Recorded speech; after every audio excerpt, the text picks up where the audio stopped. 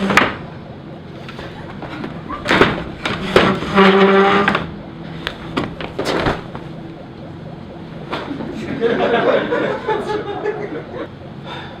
do much wonder that one man, seeing how much another man is a fool when he dedicates his behaviors to love, will, after he had laughed at such shallow follies in others, become the argument of his own scorn by falling in love. And such a man as Claudio I had known when there was no music in him but the drum and the fife. And now had he rather hear the tabor and the pipe.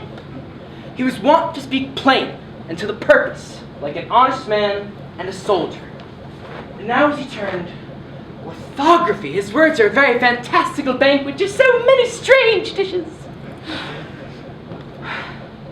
May I be so converted and see with these eyes? I cannot tell. I think not. One woman is fair, yet I am well. Another virtuous, yet I am well. Another wise, yet I am well. But till all graces come in one woman shall not come in my grace. Rich she shall be, that's certain. Wise are all none. Virtuous are all not sheep and herd. Mild or come not near me. Noble or not I for an angel. Of good discourse, an excellent musician, and her hair shall be... what color it please God. Prince and Monsieur Love, I will hide me in the arbor.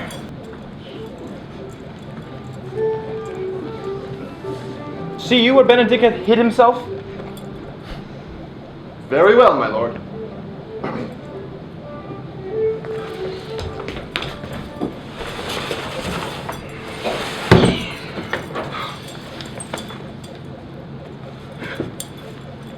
Come hither, Leonata. What was it of you told me today that your niece Beatrice is in love with Signor Benedict? Nay, I did never think that lady would have loved any man. No, nor I neither. But most wonderful that she should so dote on Signor Benedict, whom she hath in all outward behavior seemed ever to abhor. Is it possible? By my troth, my lord, I cannot tell what to think of it, but that she loves him with an enraged affection. It is past the infinite of thought. Maybe she doth but counterfeit. Oh God, counterfeit! There was never counterfeit of passion came so near the life of passion as she discovers it. Why? What effects of passion shows she? What effects, my lord? What effects of passion shows she? What effects of passion shows she? She will sit? You heard my daughter tell you how. She did indeed. How, I pray you, I would that I thought her spirit had been invincible against all assaults. No, I would have sworn it had, my lord, especially against Benedict. I should think this is a go. But that the lady speaks it. Hath she made her affection known to Benedict? No, and swears she never will. That's her torment. Yes, your daughter says, "Shall I," said she, "write to a man that I so often countered with scorn that I love him?" This says she now she is beginning to write to him. For she'll be up 20 times a night, and there will she sit till she have writ a sheet of paper. My daughter tells us all. Now, you mentioned a sheet of paper. I remember a pretty jest your daughter told us of. Oh, when she had writ it and was reading it over, she found Benedict and Beatrice between the sheets!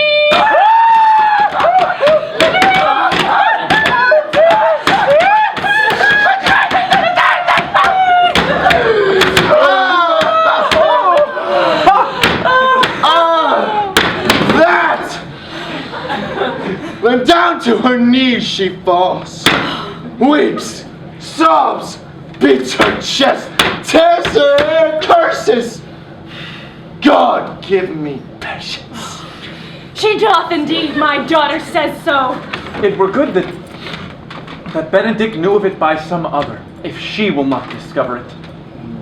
Nay, my lord, he would make but a sport of it, and torment the poor lady worse. She's an excellent, sweet lady, and out of all suspicion, she is virtuous. And she is exceedingly wise. In everything but in loving Benedict. I am sorry for her, being her aunt and her guardian. I wish she had bestowed this dotage on me. I would have doffed all other respects and made her half myself. I pray you, tell Benedict of it and hear what he will say.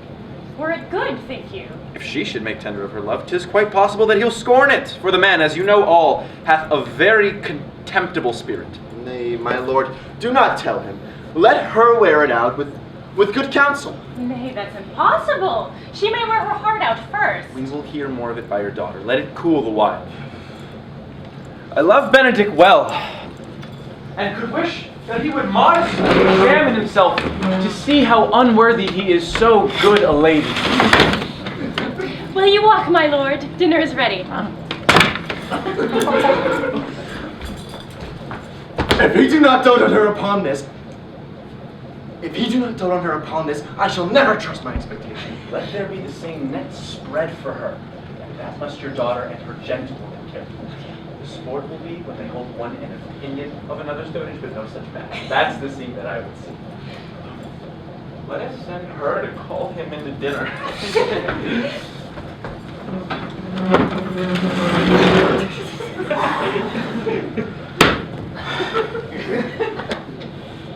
This can be no trick! The conference was sadly born. They have the truth of this from Hero. They seem to pity the lady. Love me. It must be requited. I see how I am censured. They fear I'll bear myself proudly if I perceive the love come from her. They say, too, she would rather die than show any sign of affection. I did never think to marry. Happy are those that can hear their detractions and put them to mending. They say the lady is fair. 'Tis so, I can bear them witness. And virtuous, 'tis so, I cannot reprove it. And wise, but for loving me. I will be horribly in love with her. I may yet have some odd quirks and remnants of wit broken on me because I have railed so long against marriage, but doth not the appetite alter? Shall these quips and sentences and paper bullets of the brain awe a man from the career of his humor? No. When I said I would die a bachelor, I did not think I should live till I were married. Here comes the fair Beatrice by this day. She's a fine lady, and I do spy some marks of love in her. Against my will, I am sent to bid you come in to dinner. Lady Beatrice, thank you for your pains. I took no more pains for those thanks than you took pains to thank me. If it had been painful, I would not have come. Then you take pleasure in the message. Yay! Just so much as you may take upon a knife's point and choke a devil. But you have no stomach, senor. Fare you well.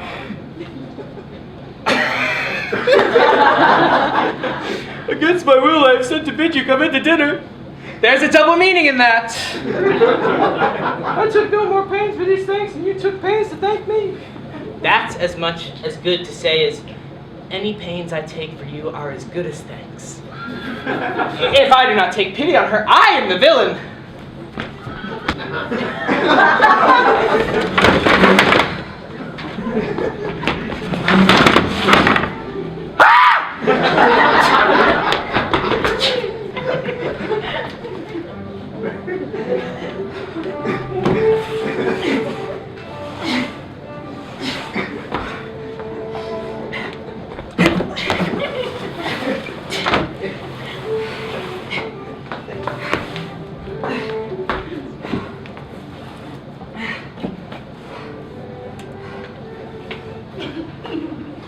Run thee to the parlor. There shalt thou find my cousin Beatrice proposing with the Principal Claudio. Whisper her ear and tell her I and Margaret walk in the orchard and that our whole discourse is all of her. Oh! Say thou overheardest us and bid her steal into the pleached bower. There will she hide her to listen to our purpose. This is thy office. Fare thee well in it, and leave us alone. I'll make her come, I warn you, present. Now, Margaret, when Beatrice doth come, as we do trace this alley up and down, our talk must only be of Benedick. When I do name him, let it be thy part to praise him more than ever man did merit. My talk to thee must be of how Benedick is sick in love with Beatrice. Of this matter is little Cupid's crafty arrow made that only wounds by hearsay. Now begin, for look, where Beatrice like a lapwing runs close by the ground to hear our conference. Fear you not my part of the dialogue. Then go we near her, that her ear lose nothing of the false sweet bait we lay for it. No, truly, Margaret, she's too disdainful. But are you sure that Benedick loves Beatrice so entirely? So says the prince and my new-trothed lord. And did they bid you tell her of it, madam? They did entreat me to acquaint her of it. But I persuaded them, if they loved him, to wish him wrestle with his affection, and never let Beatrice know of it. Why did you so? Doth not the gentleman deserve as full, as fortunate a bed as ever Beatrice shall couch upon? Oh, God of love, I know he doth deserve as much as may be yielded to any man, but nature never framed a woman's heart of prouder stuff than that of Beatrice.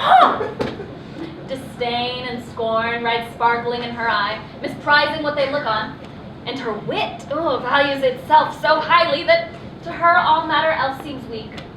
She cannot love, nor take no shape nor project of affection. She is so self-endeared. Sure, I think so. And therefore it were good she not know his love, lest she make sport at it. Why, you speak truth. I never yet saw a man how wise, how noble, young, how rarely featured. But she would spell him backward. Sure, such carping is not commendable.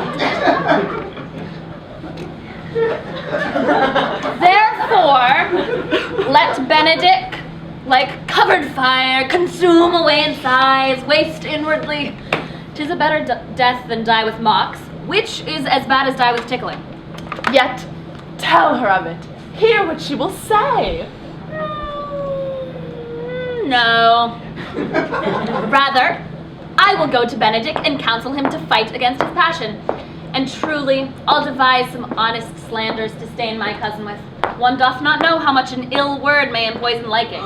Oh, do not do your cousin such wrong. Do not have so much judgment as to have so swift and excellent wit as she is prized to have. Refuse so rare a gentleman as Signor Benedick. He is the only man of Italy. Always excepted my dear Claudio.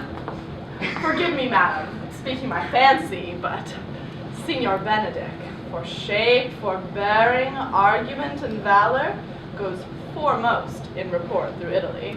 He is of an excellent good name. His excellence did earn it ere he had it. When are you married, madam? Why, every day tomorrow.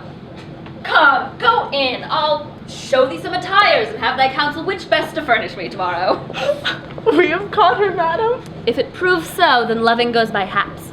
Some cupids kill with arrows, some with traps.